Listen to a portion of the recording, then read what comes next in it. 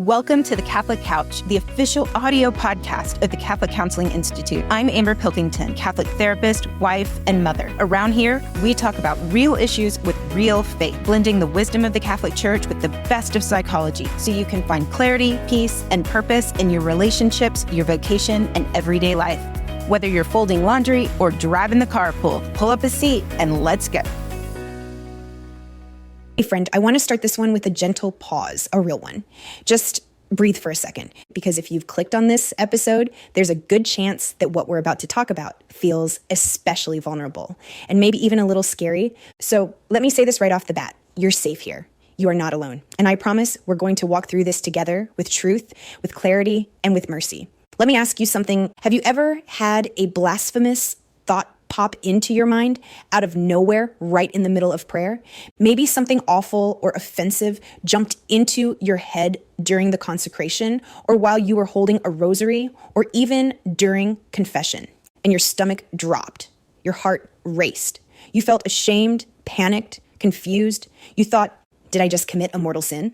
What's wrong with me? Do I actually believe this?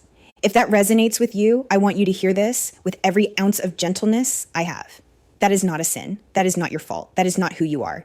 It's an intrusive thought, and you're not the only Catholic struggling with this. Far from it. Intrusive thoughts are sudden, unwanted, ego-dystonic mental events that go directly against your values. They show up precisely because you care so deeply. That's why they're so distressing. In psychological terms, we call this religious OCD, or scrupulosity. And while intrusive thoughts can happen to anyone, when they take the shape of blasphemous or sacrilegious content, it hits especially hard for devout Catholics.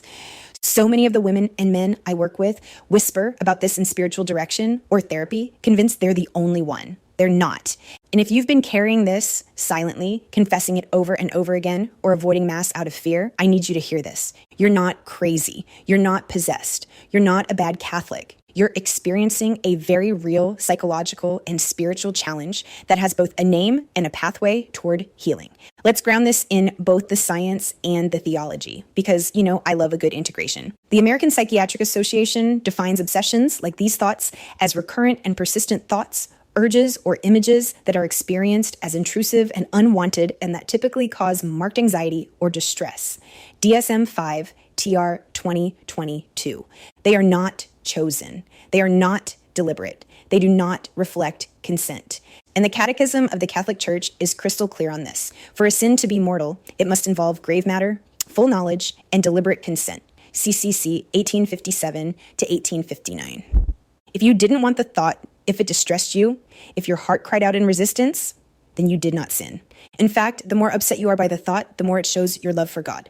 It is not always in our power to banish troublesome thoughts, but it is always in our power not to consent to them.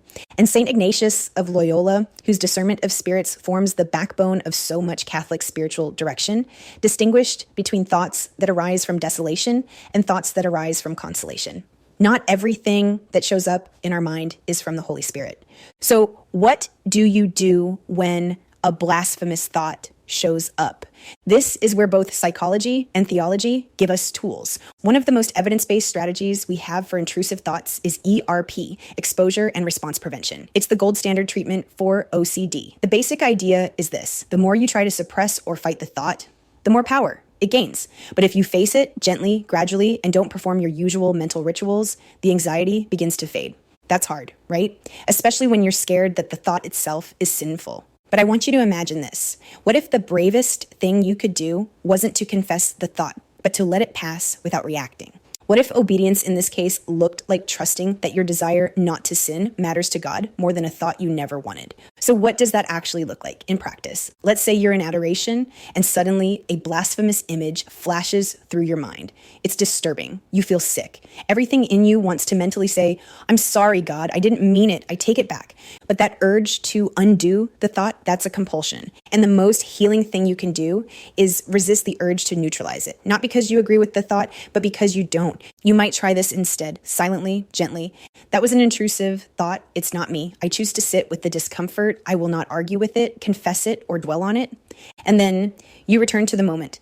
It sounds small, but that is a spiritual act of trust. That is mental obedience. That is handing your fear to God and saying, I will not let this lie define my view of you or of myself.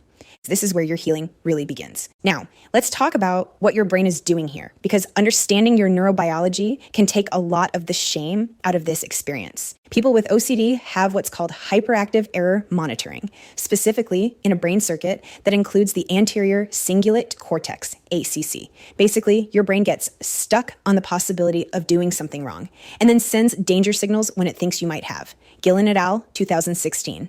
It's not a moral failure, it's an overactive alarm system. And when that system is paired with deep faith and sincere love of God, it often targets what matters most, your spiritual life. That's why we bring in tools like ERP and sometimes medication. SSRIs, selective serotonin reuptake inhibitors, are often prescribed to people with OCD to help calm the neural loops that reinforce obsessive fear. They're not happy pills. They don't change your beliefs, but they do help your brain stop latching onto intrusive thoughts like they're emergencies. It's okay to need that help. Faith and medication are not enemies. Grace can work through science. And if you're not in therapy or on medication right now, you're still not stuck. You have tools available to you starting today.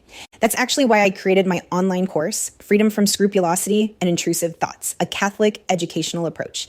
It's the most comprehensive course of its kind available for Catholics. I wanted to give people something that combined professional psychological insights with the beauty of church teaching, without assuming you need to be in therapy to start healing. Inside the course, I walk you through over 10 full modules that explain the neurological science behind intrusive thoughts, the difference between temptation, sin, and OCD, how to apply ERP safely and effectively, how to stop confessing scrupulously, how to understand spiritual consolation and desolation, and how saints and scripture speak directly to these struggles. Each module is packed with practical tools, reflection questions, and a downloadable workbook you can print and write in. This course isn't a replacement for therapy, but it's an incredible foundation. And for many Catholics, it's been the first real relief they've experienced in years. If you want to learn more, you can check it out at the link in the description. And whether you take the course or not, I'd love for you to subscribe to the Catholic Counseling Institute YouTube channel. We're creating a whole library of free content rooted in truth, psychology, and theology to help you navigate these struggles with clarity and courage. Let me close with this. You are not your thoughts. You are not the fear that haunts your mind when you're trying to love God. You are a beloved child of the Father, and He is not scandalized by your weakness. He is not offended by your distress. He is not waiting for you to get it together before He can draw near. In fact, Psalm 34:18 tells us, "The Lord is near to the brokenhearted and saves the crushed in spirit."